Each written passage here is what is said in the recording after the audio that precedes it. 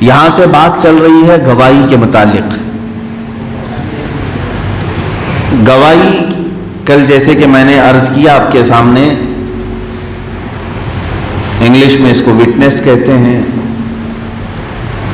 اور ساکشی کہتے ہیں، یعنی گواہ کو. اللہ رب العزت کے لیے گواہی دینا یہ کیا معنی ہے یہاں پر؟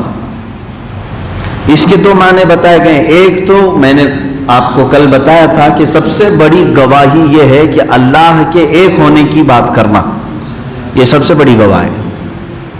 دوسری بڑی گواہی یہ ہے کہ میں گواہی دیتا ہوں محمد صلی اللہ علیہ وسلم اللہ کے رسول ہیں، آخری رسول ہیں. حضور اکرم صلی اللہ تعالی علیہ وسلم کی نبوت اور رسالت کی گواہی دینا یہ دنیا کی سب سے بڑی دوسری گواہی ہے. اب سنیں، یہ گواہی دینے کے وقت معاملات ایسے ہوتے ہیں کہ کبھی تمہارے اپنے دشمن ہو جائیں، کبھی رشتہ دار بھی دشمن ہو جائیں، ہو سکتا ہے ماں باپ دشمن ہو جائیں. یہ ان لوگوں کے لیے ہے جو نئے ایمان لاتے ہیں تو ان کے گھر والے سب ان کے خلاف کھڑے ہو جاتے ہیں.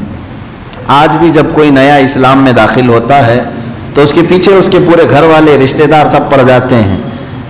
اس کو یہی کہتے ہیں نا دھرم دروہی، یعنی یہ ہمارے دین اور ہمارا مذہب چھوڑ کر کے جا رہا ہے تو اس کو مارو، اس کو پکڑو، اس کو سزائیں دو. مکہ میں بھی یہی کیا ان لوگوں نے، کفار مکہ، مشرکین مکہ، یہاں تک کہ حضرت صہیب رضی اللہ تعالیٰ عنہ صحابی رسول ہیں، ان کے متعلق یہ ملتا ہے کہ وہ جب حضور اکرم صلی اللہ تعالیٰ علیہ وسلم پر ایمان لائے اور مدینہ طیبہ ہجرت فرمانے لگے تو ان کے اپنے والدین نے بھی ان کا سارا سامان چھین لیا اور کہا کہ اگر تم محمد صلی اللہ تعالیٰ علیہ وسلم کی بات پر ان کے دین میں جا چکے ہو اور ان کے وطن جانا چاہتے ہو تو ہم اپنے وطن سے تمہیں جلا وطن کرتے ہیں، گھر سے بے گھر کرتے ہیں، مالدار یہ مال جائیداد سب سے تمہیں بے گھر کرتے ہیں. تو کبھی ایسا ہوتا ہے کہ اللہ اور اس کے رسول کی گواہی دینے پر یہ مصیبتیں آ سکتی ہیں. یہ ان لوگوں کے لیے ہیں جو دائرہ اسلام میں داخل ہو رہے ہیں. اب رب تعالیٰ فرماتا ہے گواہی دیتے چاہے اس میں تمہارا اپنا نقصان ہو، وَلَوْ عَلَىٰ أَنفُسِكُمْ، تمہارا اپنا نقصان بھی ہو سکتا ہے. ایمان کی بات کرنے والے کو شاعر نے بہت اچھے انداز میں یہ بتایا ہے، یہ شہادت گہے الفت میں ہے، قدم رکھنا لوگ آسان سمجھتے ہیں مسلمان ہونا. یعنی لا الہ الا اللہ کہہ جانے کے بعد آپ تو الحمدللہ پیدائشی مسلمان ہیں، آپ نے جب بھی کلمہ پڑھا تو آپ کو دقت نہیں آئی کبھی. آپ کے ماں باپ مومن تھے، مسلمان تھے، آپ کا گھرانہ اسلام میں تھا، لیکن یہ حالات ان کے ساتھ ہوتے ہیں پورا گھر کفرستان ہے، ایک بندہ اللہ کی گواہی دے رہا ہے، ایک گھر کا بندہ حضور اکرم صلی اللہ تعالیٰ علیہ وسلم کی رسالت کی گواہی دے رہا ہے تو اس کے ساتھ کیا معاملات ہوتے ہیں؟ پورا گھر دشمن ہو کے کھڑا ہو جاتا ہے. اب اس میں کس کا نقصان ہے؟ اس کا سب سے پہلے تو اس کی اپنی ذات کا نقصان ہے اس سے. اور وہ رب تعالیٰ فرما رہا ہے اے ایمان والو، اب ایمان لائے ہو تو گواہی دیتے رہو اللہ کے سوا کوئی معبود نہیں، محمد صلی اللہ علیہ وسلم اللہ کے رسول ہے، چاہے اس میں تمہاری اپنی جان کا بھی نقصان کیوں نہ ہو، تمہارا اپنا نقصان ہو. اوِل والدین والاقربین، یا ماں باپ کا یا رشتہ داروں کا. اللہ کے لیے جب گواہی دینے کی بات آئے، ماں باپ ہوں، رشتہ دار ہوں، سب ایک سائڈ ہوں گے، پہلے رب ذوالجلال کی بات ہوگی. ظاہر سی بات ہے ترتیب میں اگر دیکھیں گے آپ کے رشتہ داروں میں دنیا میں سب سے بڑا حق آپ کے اوپر کس کا ہے؟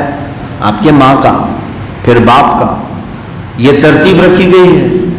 پھر آپ کی بیوی کا حق ہے آپ کے اوپر، عورت ہو تو اس کے لیے شوہر کا حق سب سے پہلے ہے، اور اس کے بعد پھر بھائیوں کا، بہنوں کا، بھانجوں کا، بھتیجوں کا، اسی طرح پڑوسیوں کا. یہ ترتیب چلی آ رہی ہے. لیکن پوری ذات انسانی کو اگر دیکھیں، ہم پر سب سے پہلا حق کس کا ہے؟ تو سب سے پہلا حق اللہ رب العزت کا ہے، کیونکہ پیدا ہی اس نے کیا ہے، دنیا میں لایا ہی اس نے ہے. تو سب سے پہلا حق ہمارے اوپر کس کا ہے؟ اللہ رب العزت. تو اللہ کے لیے پھر ساری رشتہ داریاں ختم ہو سکتی ہیں. جہاں میرے مولا کی بات آئے تو پھر دنیا کی کوئی رشتہ داری اس میں خلل اندازی نہ ڈال سکے، خلل نہ ڈال سکے. یہ بات یاد رکھیں. اب اللہ رب العزت کی وحدانیت کی گواہی دینے پر تمہارا نقصان ہو یا تمہارے ماں باپ چھوٹ جاتے ہو، چھوٹنے دو. رشتہ دار چھوٹتے ہیں، چھوٹنے دو. اسی میں تمہاری بھلائی ہے. اس لیے کہ یہ ماں باپ، یہ رشتہ دار جن کو دیکھ کر کے تم ہو سکتا ہے تھوڑے دنوں کے لیے ایمان کو چھپا دو، میں ایمان لاؤں گا تو پتہ نہیں میرے ماں باپ کیا سمجھیں گے، میرے رشتہ دار کیا کہیں گے. یہ کچھ نہیں کہیں گے. یہ تمہارے مرنے کے بعد تو تمہیں گڑھے کے اندر ڈال کر کے چلے آئیں گے. کوئی ہے ان میں سے ہمارے قبر میں آ سکتا ہے؟ عزیز سے عزیز چاہنے والی ماں ہی کیوں نہ ہو، ہماری قبر میں وہ بیٹھے گی، 1 گھنٹہ بیٹھے گی، بند کر کے جانے کے بعد ہمارے ساتھ کوئی نہیں. میرے عزیزو، مسلمان کا یہی عقیدہ ہے جس نے تمہیں عدم سے ہست میں لایا ہے. مانند مطلب تم کچھ نہیں تھے اور تمہیں ایک ذرہ بنایا ہے وہ اللہ رب العزت. اب یہاں سے جاؤ گے پھر بھی تمہیں اس کا ہی سامنا کرنا ہوگا، تمہارے والدین اور رشتہ داروں کا نہیں. اللہ رب العزت، اس کی حکومت اس وقت بھی تھی جب ہم ماں کے پیٹ میں تھے، اس کی حکومت آج بھی ہے جب ہم روئے زمین پر ہیں، اس کی حکومت اس وقت بھی ہوگی جب ہم قبر میں جائیں گے، اس کی حکومت اس وقت بھی ہوگی جب میدان محشر میں اٹھائے جائیں گے. تو تمہیں اس سے بھاگ کر کے تو کہیں جا ہی نہیں سکتے ہو. اب اسی لیے چند صحابہ کی مثالیں میں آپ کو بتا دوں. پہلی گواہی ہے، ہو سکتا ہے یہ جتنی بحث میں کر رہا ہوں یہ میری بحث ان بچوں کے لیے کام آئے گی جو نئے نئے اسلام میں آئے ہیں، یا ان عورتوں کے لیے، ان بچیوں کے لیے یہ ضرور کام آئے گی جو اسلام میں آئے ہیں کفرستان سے، پورا خاندان کفر میں، شرک میں مبتلا ہے، اور صرف وہ دائرہ اسلام میں آئے. ان کے لیے یہ حوصلے کی بات ہو سکتی ہے. میرے عزیز، یاد رکھنا، قرآن نے پہلی مرتبہ یہ کہہ دیا اللہ کے لیے گواہی دیتے رہو، چاہے اس میں تمہارا اپنا نقصان ہو یا رشتہ داروں کا ہو یا ماں باپ کا ہو. اللہ تبارک و تعالیٰ پھر اس بندے کو تنہا نہیں چھوڑتا. فرماتا ہے ان یکن غنیا، جس پر گواہی دو وہ غنی ہو یا فقیر ہو. یہاں سے باتیں الگ ہیں. میں اس کی ایک معنوی تفسیر یہ عرض کر رہا تھا کہ اللہ رب العزت کی گواہی کے سلسلے میں چاہے کوئی بھی چھوٹتا ہو چھوٹ جائے، لیکن اس گواہی کا حق ادا کرنا. صحابہ اکرام کی زندگی میں ہم نے دیکھا ہے. حضرت ابو ہریرہ رضی اللہ تعالیٰ وہ روتے تھے حضور صلی اللہ علیہ وسلم کی بارگاہ میں، کہتے کہ یا رسول اللہ صلی اللہ علیہ وسلم، ماں ایمان نہیں لاتی میری، سخت قسم کی ہے، مانتی ہی نہیں کسی بات کو، لیکن ہے تو ماں، مجھے ماں کی بھی محبت ہے، میں آپ کی بارگاہ میں آتا ہوں تو ناراض ہوتی ہے. کچھ ایسا فرما دے میرے آقا کہ میرے لیے آپ کی محبت میں کوئی رکاوٹ نہ آنے پائے. حضور اکرم صلی اللہ علیہ وسلم نے دعا فرمایا ان کے لیے. روایت میں ملتا ہے کہ حضرت ابو ہریرہ اپنے گھر گئے تھے تو ان کی ماں ایمان لا چکی تھی. اس امید کے ساتھ میں ان نوجوانوں سے بھی کہوں گا جو دائرہ اسلام میں آئے، گواہی دیتے رہو اور اللہ اس کے رسول کے در پر اپنے دستے دعا پھیلاؤ اور یوں عرض کرو کہ اے اللہ، اگر تیرے دربار میں آنے کے لیے میرے ماں باپ یا کوئی رکاوٹ بنتے ہیں تو ہدایت کا راستہ جیسے تو نے میرے لیے کھولا، میرے ماں باپ کے لیے بھی کھولتے ہیں، میرے رشتہ داروں کے لیے بھی کھول دے. یقیناً وہ رب ذوالجلال ہدایت دے گا. اب یہاں پر دنیاوی گواہی کی بات میں کرتا ہوں. یہ ہو گئی دنیا کی سب سے بڑی گواہی، اللہ کے ایک ہونے کی بات کرنا اور حضور صلی اللہ علیہ وسلم کے رسول ہونے کی بات کرنا. یہ دنیا کی سب سے بڑی گواہی. اس کے علاوہ دوسری گواہیاں ہوتی ہیں. اب یہ معاملات ہیں، اس کو سمجھ کر کے چلیں. مثال کے طور پر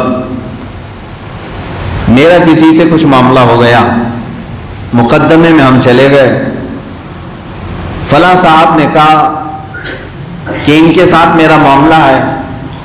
انصاف کی کرسی پر بیٹھا ہوا جج ان سے پوچھنے لگا کوئی گواہ ہے آپ کے پاس؟ تو انہوں نے گواہ کے طور پر آپ میں سے کسی کو بھیج دیا، یہ گواہ ہے. اب آپ کی ذمہ داری کیا ہے؟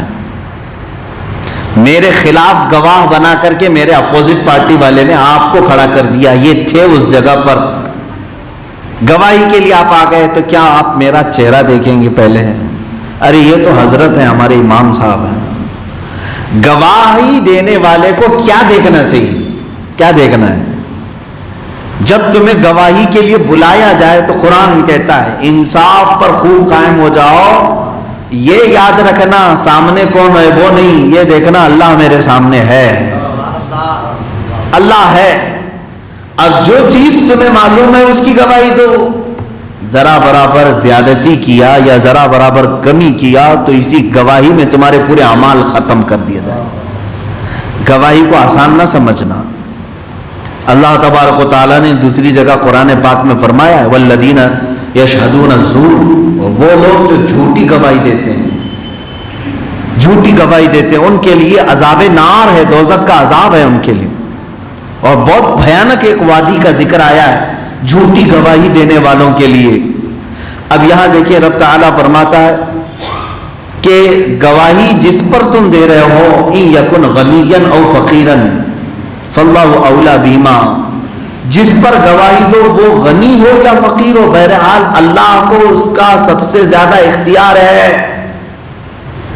یعنی جس کے اوپر تم گواہی دینے کے لیے آئے ہو یہ نہیں دیکھنا کہ بہت بڑا سیٹ ہے میں بولوں گا تو میرا نقصان ہو جائے گا، یا یہ بھی نہیں دیکھنا کبھی کہ بہت غریب ہے بولوں گا تو میرا کیا جانے والا ہے، یہی جائے گا جیل میں۔ یہ دونوں صورت اسلام بتا رہا ہے کہ جس پر تم گواہی دے رہے ہو کبھی بھی سامنے والے کو یہ نہ دیکھو کہ وہ غنی ہے کہ فقیر ہے، یہ ضرور دیکھنا کہ اللہ پر میرے حالات سب کھلے ہوئے ہیں، آگاہ ہے، میرا مولا باخبر ہے۔